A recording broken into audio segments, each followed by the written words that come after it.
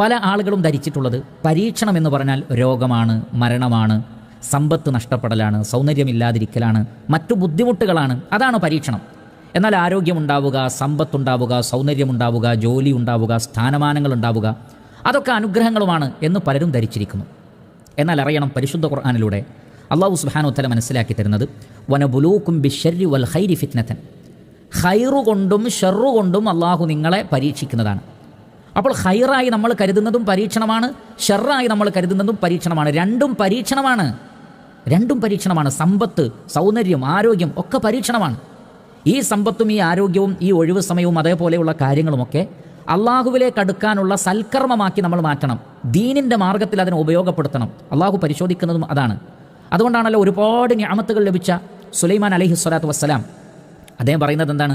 ഹദാ മിൻ ഫദ്ലി റബ്ബി, ഇതെൻ്റെ റബ്ബിൻ്റെ അനുഗ്രഹമാണ്, ഫദ്ലാണ്. പക്ഷേ ലിയബ്ലുവനി, എന്നെ പരീക്ഷിക്കാനാണ് ഇത് നൽകിയത്. അഷ്കുർ അം അക്ഫുർ, ഞാൻ നന്ദി കാണിക്കുമോ നന്ദികേട് കാണിക്കുമോ എന്നുള്ളത് പരിശോധിക്കാനാണ് ഇത് നൽകിയിട്ടുള്ളത്. അപ്പോൾ അനുഗ്രഹങ്ങൾ നമ്മുടെ നിലപാടുകൾ പരിശോധിക്കാൻ വേണ്ടി അള്ളാഹു നൽകുന്നതാണ്. സുമ്മല തുസ്അലുന്ന യൗമഇദിൻ അനിൻ നഈം, ഓരോ അനുഗ്രഹങ്ങളെ സംബന്ധിച്ചും ഖിയാമത്ത് നാളിൽ ചോദിക്കപ്പെടുമെന്നാണ്. അതെത്ര ചെറിയ അനുഗ്രഹമാകട്ടെ, എത്ര വലുതാകട്ടെ, ഖിയാമത്ത് നാളിൽ ആ അനുഗ്രഹങ്ങളെ നിങ്ങൾ എങ്ങനെ ഉപയോഗിച്ചു, അള്ളാഹുവിനോട് നന്ദി കാണിച്ചോ തുടങ്ങിയ ചോദ്യങ്ങൾ ഖിയാമത്ത് നാളിൽ ഉണ്ടാകും.